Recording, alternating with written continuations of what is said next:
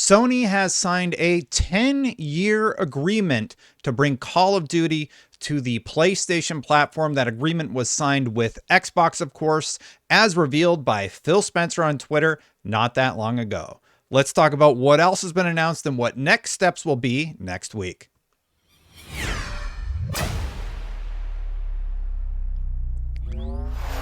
First things first, let's read the tweet from Phil Spencer. He says as follows: "We are pleased to announce that Microsoft and PlayStation have signed a binding agreement to keep Call of Duty on PlayStation following the acquisition of Activision Blizzard. We look forward to a future where players globally have more choice to play their favorite games." Now, if you were curious whether or not this was a 10-year deal, because a lot of people pointed out initially that that was left out, we have two confirmations that this was for 10 years, one from Sony and one from Microsoft. Stephen Totilo, as far as I know, was the first one to break the 10-year agreement. Sony has confirmed with me/Axios that PlayStation's Call of Duty deal with Microsoft pending Activision purchase is for 10 years. I'm looking forward to still being on this beat in 2033 and covering the next round of Nintendo, Nvidia, and Sony contract negotiations for COD, he said tongue-in-cheek. And then in addition to that, we also got a statement over on The Verge from Tom Warren. Tom Warren writes as follows: "Well, Microsoft's initial announcement doesn't mention 10 years for Call of Duty on PlayStation, Karai Perez, head of global communications at Xbox, confirmed the 10-year commitment to The Verge. That makes the deal similar to a 10-year agreement between Microsoft and Nintendo, as well as the various deals Microsoft has struck with Nvidia and other cloud gaming platforms to bring Call of Duty to rival services." So that is via Tom Warren. That was that was breaking. What was that? Oh, that was breaking this evening. Oh man. My OBS didn't like that. This morning, actually. And Brad Smith also chimed in on the news. He says, "From day one of this acquisition, we've been committed to addressing the concerns of regulators, platform and game developers, and consumers. Even after we cross the finish line for this deal's approval, we will remain focused on ensuring that Call of Duty remains available on more platforms and for more consumers than ever before." Now, a few people have chimed in on this. So Florian Mueller had the following to say: "Better late than never. Sony kept a low profile in recent months with respect to the acquisition of Activision Blizzard, markedly different from 'I don't want a new COD deal, I just want to block your merger.' Now this constructive solution has been reached. The console market theory of harm was dead in 42 countries with almost 2.9 billion people, 40 where the deal had been cleared by regulators, 1 where the judiciary allowed closing US, 1 where the regulator dropped the theory while pursuing a cloud theory in the UK. In New Zealand, where the final day of the review has technically already begun, the console part was described as unlikely to be a concern. It really came down to Canada, maybe Australia. Console wars are not the answer. Competition and cooperation are." Now, he's reached out to some people for comment, and I think we can expect a few more things from Florian Mueller in the coming days. Richard Hogue, who we also had on the show, said as follows: "No matter how one feels personally about someone else, the best way to understand business news is to understand the money always wins. Note also that PlayStation was basically depending on the money winning if they couldn't stop things, because they surely knew they weren't winning friends throughout all of this. Sony have brought a lot of eyes and attention to their business practices during this whole affair," Chris Hughes commented. Hogue says, "They have, and I certainly personally feel more negatively about the brand than I ever have before." I'm curious to hear what you think in the comments below. I know we have a lot of Xbox fans that watch this channel, but do you think that this has overall negatively impacted the PlayStation brand now that we've had our eyes open to how things work behind closed doors? And for that matter, how Xbox handles things behind closed doors. We have some spicy comments from Matt Booty about buying PlayStation out of business. We have Jim Ryan refusing to sign a contract and going to regulators basically to get them to block the merger. Let me know what you think in the comments below. And while I have you, hit that subscribe button, hit that bell, hit that like button if you like this type of content. There is one other territory that is fresh on everybody's mind, though. That is the CMA. What is the CMA going to do next? Let's go over a few quotes I pulled up here. The UK regulator also warned this week that Microsoft's proposal may lead to a new merger investigation and that discussions with Microsoft were at an early stage. The CMA has also issued a notice of extension for its overall investigation into the deal earlier today, moving the date for final undertakings or a final order from July 18th to August 29th. Now, I was just on the Iron Lords podcast. Thank you again for having me, to everybody over there.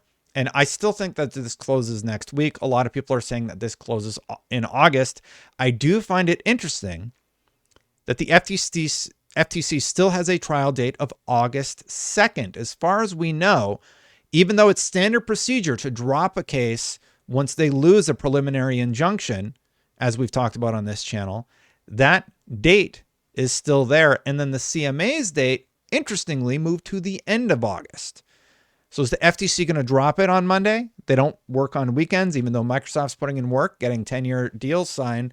It's going to be interesting to see what happens. So here's what the Financial Times says. One potential concession to the CMA under consideration by Microsoft is a move to sell cloud streaming rights to its catalog of games to another provider in the UK, according to people familiar with the discussions.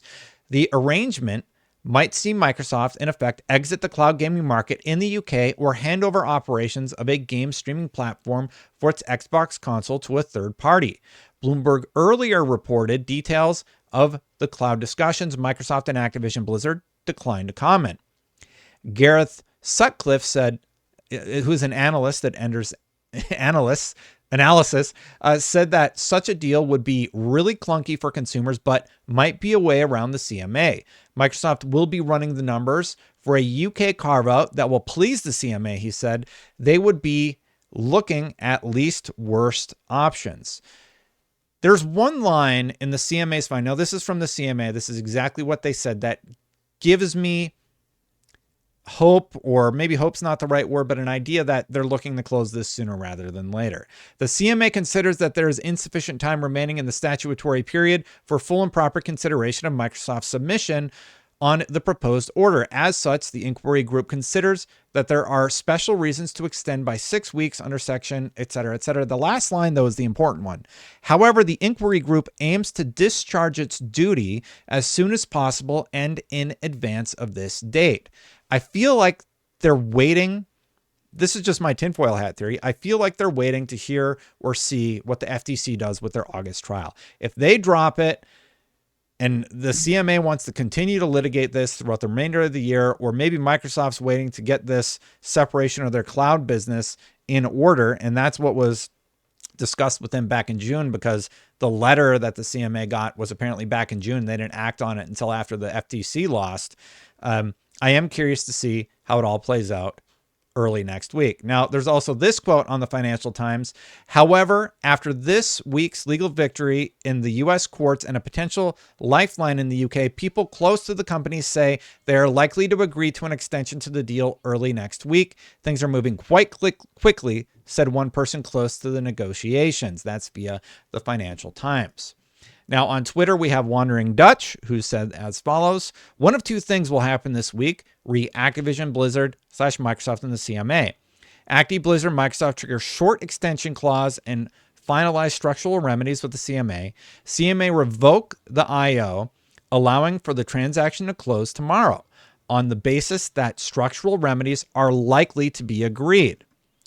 Additionally, for point two, if that were the case, I'd imagine a full divestment of the transaction, should the parties fail to come to an agreement, will be a clause / which would end with Microsoft either closing over, worst case scenario, or apply to resume CAT proceedings. I still think that they close next week. Everybody's saying that they're going to extend. It's going to be really interesting, but I just think they're going to close next week. I think they're done based on what they said on the stand. I think they want to close this thing sooner rather than later. And then Idle Sloth and Idis over on Reset Era had some next key dates. July 17th, so that's coming tomorrow, basically. The final decision from New Zealand. There's a case management conference to consider the application made to adjourn the CAT appeal. So that's also on the 17th. And then the deadline of the 18th is on Tuesday. July 28th, The cat appeal main hearing begins, and then there's more stuff in August, including the August 2nd FTC trial, if that happens, etc., etc. There's still the Canada stuff up in the air. Canada like missed their deadline. I don't know how they could just like magically continue to litigate that, but whatever. That's what's happening. That's what I think will happen with the CMA. We will see. We could be covering this through August, but I just feel like Microsoft's ready to close. All signs point to them being ready to close. What they said during the FTC trial said that they want to close, or that the deal would be basically dead if they have to like renegotiate around this contract. Time will tell. Thank you so much for watching, everybody. Hit that subscribe button, hit that bell if you like my content. I greatly appreciate you watching. Hit that like button if you're already subscribed. Thank you so much to the members for supporting. I got to update this list because I bet there's some new members, and I really appreciate you all supporting the channel. I post all these videos without ads for the members. You can click that join button right down there if you want to do that. And if you want to see the video where I talk about how they lost, you can do so right there. I'm going to get out of here, and I'll see you for the next one. Bye for now, everybody.